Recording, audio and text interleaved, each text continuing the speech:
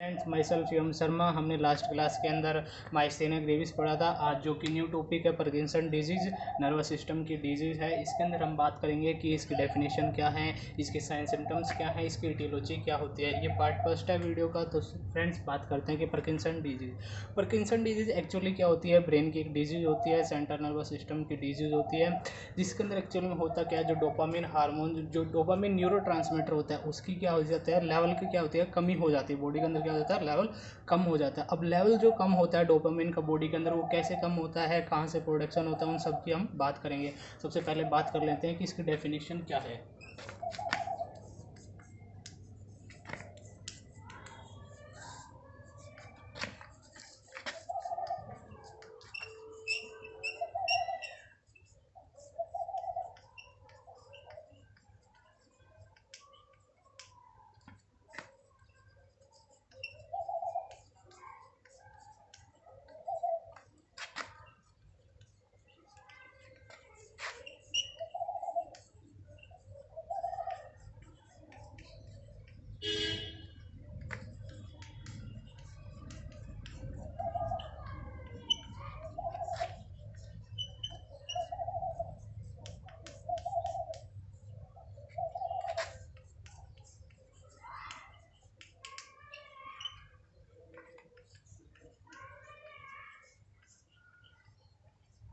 तो फ्रेंड्स इसके अंदर हमने क्या बात करी कि क्या थी, स्लोली प्रोग्रेसिव डीजनरेटिव डिजीज़ होती है किसकी, नर्वस सिस्टम की। किसकी होती है? नर्वस सिस्टम की, जिसके अंदर न्यूरो ट्रांसमीटर डोपामीन क्या हो जाती है, उसका वो डिक्रीज़ हो जाता है। डोपामीन का लेवल जो होता है वो डिक्रीज़ हो जाता है। तो इसके बाद अभी हमने डेफिनेशन की बात करी है। डेफिनेशन के बाद हम पढ़ते हैं कि जो ये डोपामीन है वो बॉडी के अंदर कहाँ प्रोड्यूस होता है, कहाँ प्रोड्यूस होता है बॉडी के अंदर।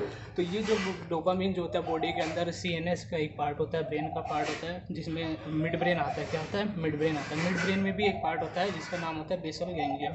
क्या नाम होता है? Basal ganglion. तो मिड ब्रेन के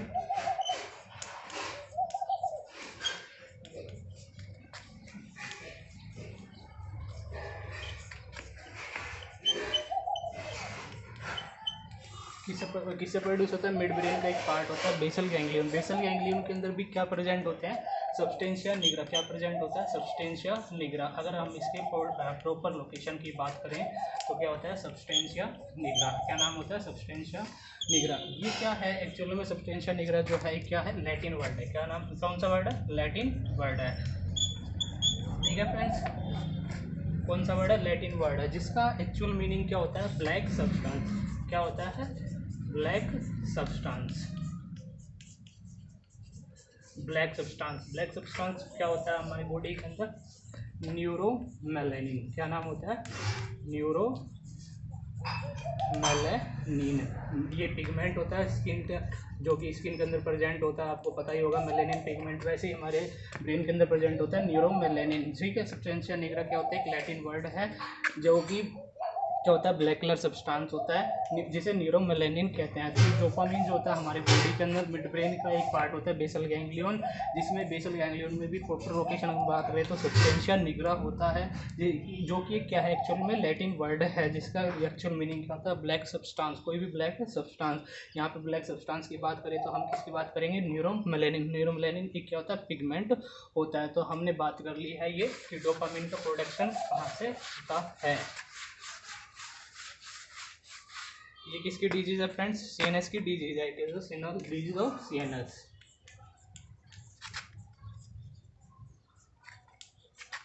डिजीज ऑफ सीएनएस। इसके बाद हम बात करेंगे डोपामिन के फंक्शन क्या होते हैं एक्चुअली, जिसके कारण कमी देखने को मिलती है। कौन कौन से फंक्शन होते हैं जिनके अंदर कमी देखने को मिलती है? Function of dopamine.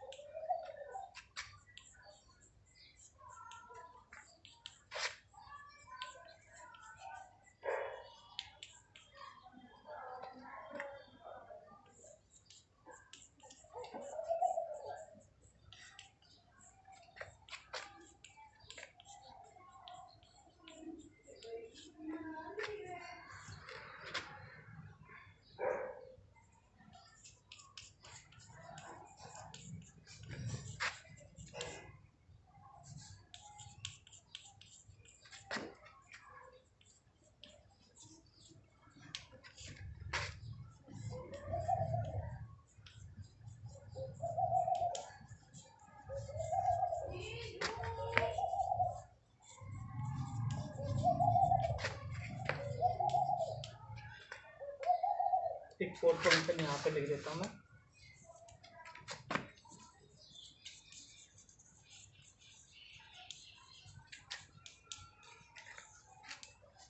Behaviour and cognition. तो डोपामिन के यहाँ पे क्या होता है, 4 फंक्शन होते हैं। एक तो क्या करता है, ट्रांसमिट करता है इम्पल्स को from brain to the distal part of the neuron. Second part होता है एक्सट्रा इम्पल्स। एक्स्ट्रा इम्पल्स का मतलब क्या होता है, जो भी मसल्स के अंदर इम्पल्स आती है, एक्स्ट्रा इम्पल्स आ रही है जो ब्रेन सेंड कर रहा है, उनको क्या करता है, अलग करने का काम करता है, ठीक है।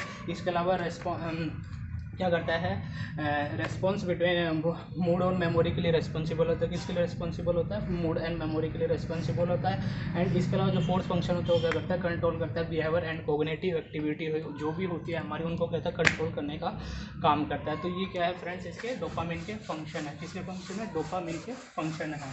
इसके बाद अगर हम बात करें इसकी ईटियोलॉजी की बात करें, किसकी बात करें, अगर हम इसकी ईटियोलॉजी की बात करें कि ईटियोलॉजी मतलब कि रिस्क फैक्टर क्या क्या होते हैं, डोपामिन जो ये पार्किंसन डिजीज़ होती है, इसके प्रोड्यूस होने के मेन रीज़न क्या होते हैं।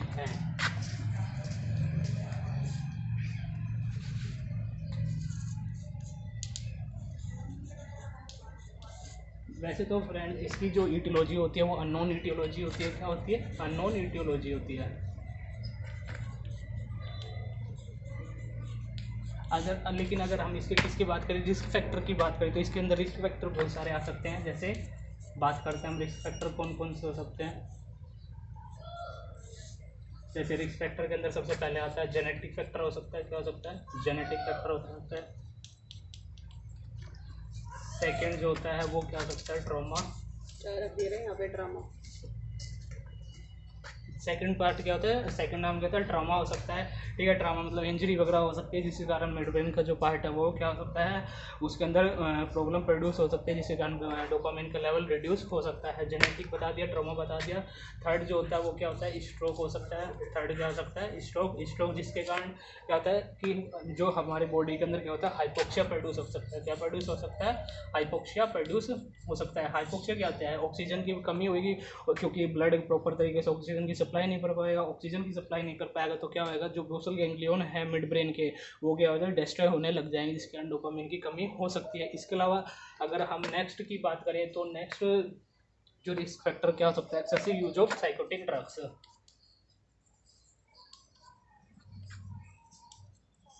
Use of psychotic